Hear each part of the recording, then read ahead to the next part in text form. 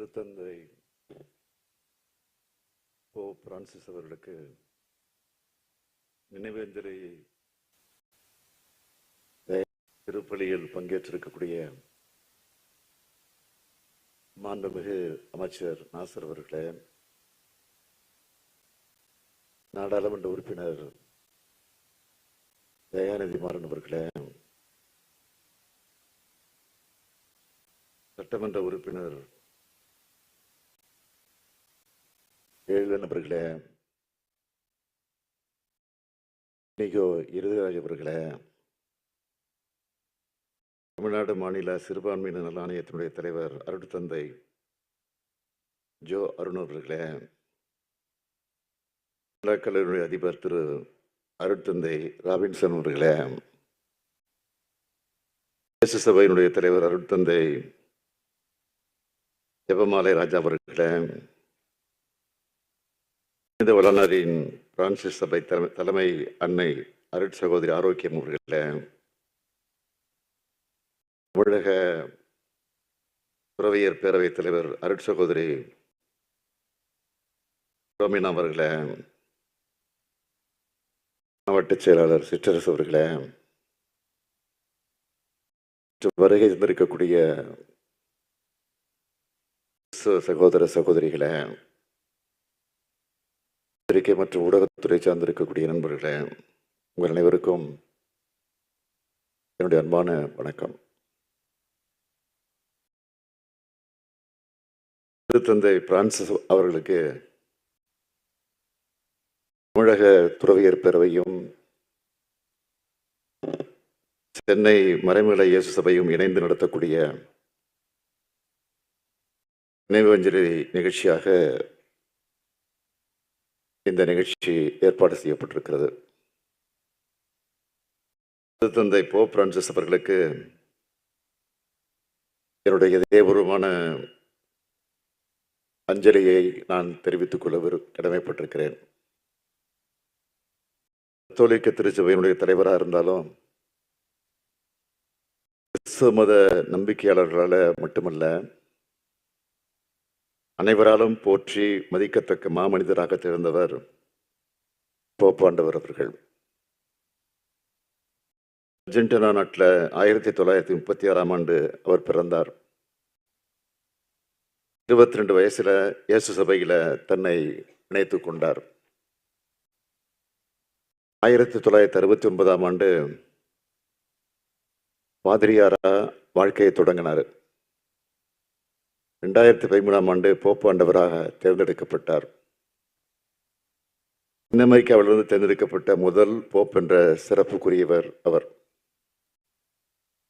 அன்பு, அமைதி, இரக்கம், எளிமை ஆகியவற்றின் அடையாளமா போப் பிரான்சிஸ் அவர்கள் திகழ்ந்திருக்கிறார்கள். எளிமையான வாழ்க்கையை வாழ்ந்திருக்கிறார்.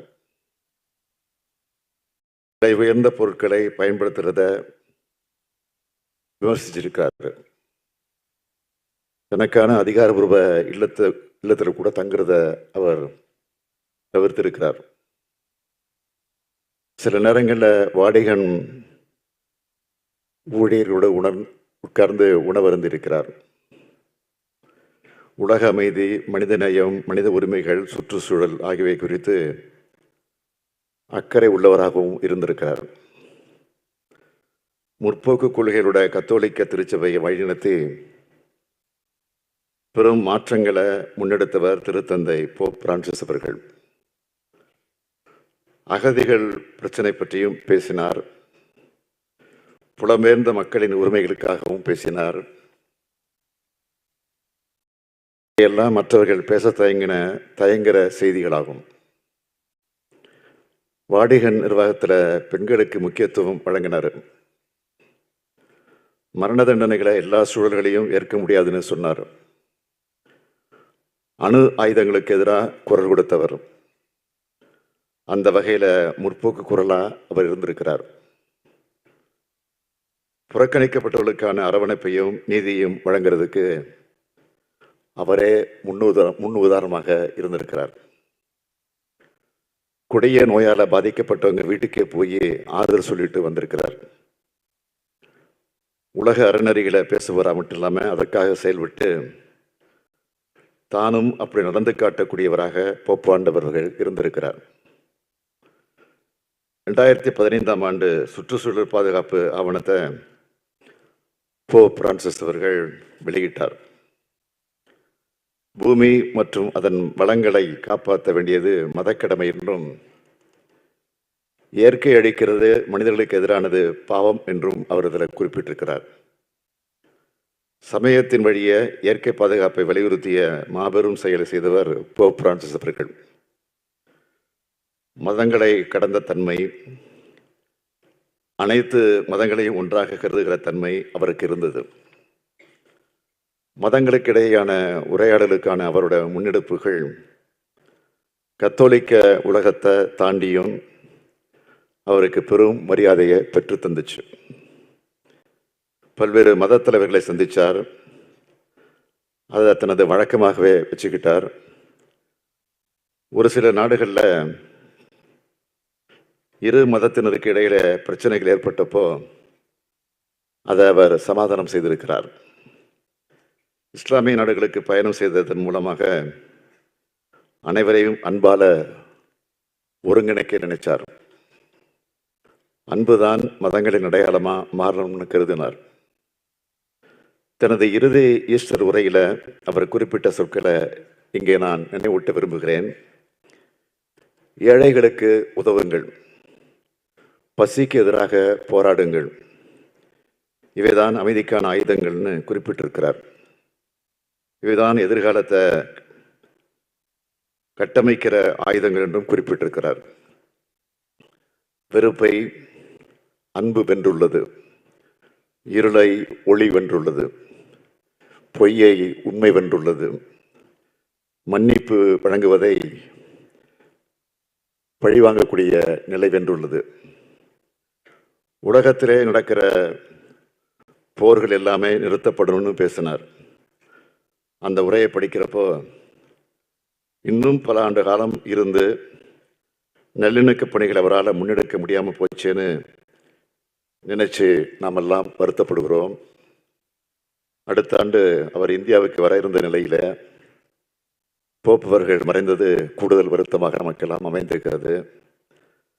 அவர் மறைவு செய்தியை பற்றி நான் கேள்விப்பட்டதுமே உடனடியாக இரங்கல் அறிக்கையை நான் வெளியிட்டேன். தமிழ்நாடு சட்டமன்றத்திலேயும் இரங்கல் தீர்மானத்தை நிறைவேற்றினோம். இறுதி அஞ்சலிக்கு தமிழ்நாடு அரசின் சார்பில் மாண்புமிகு சிறுபான்மையினர் நலன் மற்றும் வெளிநாடு வாழ் தமிழர் நலத்துறை அமைச்சர் சாமு நாசர் அவர்களையும், சட்டமன்ற உறுப்பினர் அருமை சகோதரர் இனிகோ ஈரதராஜ் அவர்களையும் நான் அனுப்பி வைச்சேன். அவங்க 2 பேரும் நமது அரசின் சார்பாக அஞ்சலி செலுத்திட்டு வந்திருக்கிறாங்க. அன்பின் அடையாளமா, அமைதியின் அடையாளமா போப்பவர்களின் புகழ் நீண்ட காலத்திற்கு நிலைச்சிருக்கும். வன்முறைக்கும் வெறுப்புணர்வுக்கும் போர்களுக்கும் எதிரான அவரது குரல் என்றுமே ஒலிச்சுக்கிட்டே இருக்கும். மாபெரும் மாற்றங்களை முன்னெடுத்த மாமனிதர் போப்பாண்டவர் புகழ் வாழ்க.